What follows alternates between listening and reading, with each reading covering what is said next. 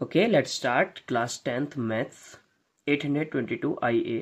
ये model paper हम कर रहे हैं 822 IA। और सबसे पहले जैसा आपको पता है MCQs आते हैं इसमें 20 MCQ। तो first MCQ is here, multiple choice question. The maximum number of tangent drawn from an external point to a circle. किसी सर्कल पर किसी एक्सटर्नल पॉइंट से मैक्सिमम नंबर ऑफ टेंजेंट कितने ड्रॉ किए जा सकते हैं। तो यहाँ पर हमने एक सर्कल ले रखा है और सर्कल पर एक एक्सटर्नल पॉइंट P मान लेते हैं। ये क्या पॉइंट था, एक्सटर्नल पॉइंट P से टेंजेंट ड्रॉ की है। अब बताइए, पहला टेंजेंट PA हो जाएगा और दूसरा टेंजेंट होगा PB। तो एक्सटर्नल पॉइंट P से सिर्फ दो ही टेंजेंट हम यहाँ ड्रॉ कर सकते हैं। सो राइट आंसर विल बी 2। केवल दो टेंजेंट किसी सर्कल पर मैं एक्सटर्नल पॉइंट से हम ड्रॉ कर सकते हैं। नेक्स्ट क्वेश्चन आ जाता है second question. The distance of point 7,3 from Y axis. Y axis से 7,3 पॉइंट की डिस्टेंस क्या होगी। तो वाई एक्सिस से जो डिस्टेंस होती है वो एक्स कोऑर्डिनेट होता है और वाई एक्सिस से एक्स कोऑर्डिनेट क्या हो जाएगा, यहाँ पर 7 हो जाएगा। तो आंसर क्या हो जाएगा, वाई एक्सिस से डिस्टेंस होगी वो कितनी हो जाएगी भाई, एक्स यूनिट यहाँ पर हो जाएगी। नेक्स्ट क्वेश्चन देखिएगा क्या है। वैल्यू दे रखी है आपको, if P sine theta equals to Q cos theta. P sine theta Q cos theta के इक्वल है, then the value of cosec theta. आपसे कोसेक थीटा की वैल्यू पूछी गई है। तो कोसेक थीटा की वैल्यू हमें चाहिएगी। कोसेक थीटा की वैल्यू के लिए पहले हम इसको सोल्व कर लेते हैं जो आपको गिवन है।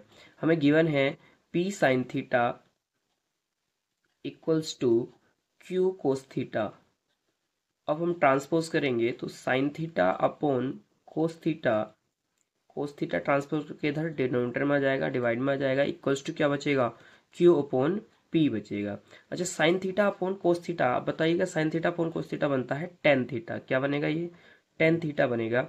और टेन थीटा की जो वैल्यू आ जाएगी वो कितनी आ जाएगी, क्यू अपॉन पी हो जाएगी टेन थीटा की वैल्यू। अब बताएं, टेन थीटा होता है परपेंडिकुलर अपॉन बेस, यानी कि परपेंडिकुलर जो बनेगा वो क्यू हो जाएगा और बेस जो बनेगा वो पी हो जाएगा। क्लियर। आपको हाइपोटेनस चाहिए, पीजीटी यूज कीजिएगा। हाइपोटेनस क्या होता है, perpendicular square plus base square. हमने बेस को लिख दिया पी स्क्वायर प्लस परपेंडिकुलर लिखा है क्यू स्क्वायर।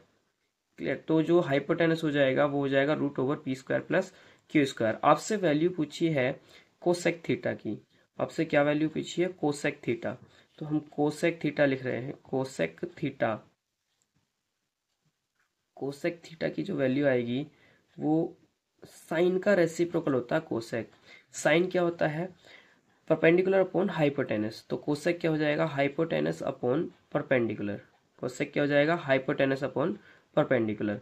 तो हाइपोटेनस यहाँ पर क्या हो जाएगा भाई, आप देखिएगा हाइपोटेनस हो जाएगा root over P square plus Q square. Hypotenuse हो जाएगा root over P square plus Q square upon, और जो परपेंडिकुलर होगा वो क्या होगा, क्यू होगा। P square plus Q square root over में अपॉन क्यू। आप देखिएगा ये ऑप्शन कहाँ पर मिल रहा है आपको, root over P square plus Q square upon Q चाहिए। तो किस में आएगा, ऑप्शन नंबर पहला ही है, root over P square plus Q square upon Q.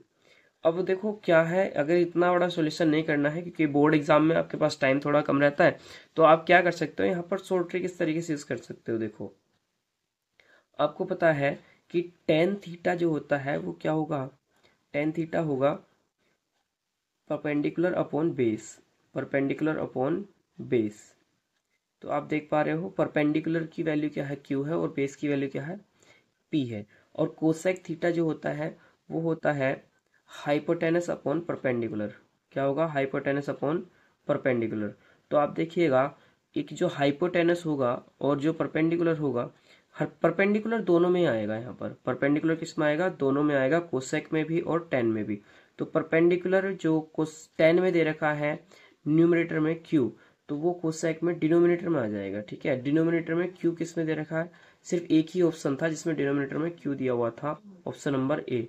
तो आप डायरेक्ट भी यहाँ पर आंसर कर सकते थे, ऑप्शन नंबर ए में अकेले डिनोमिनेटर में क्यू दे रखा था।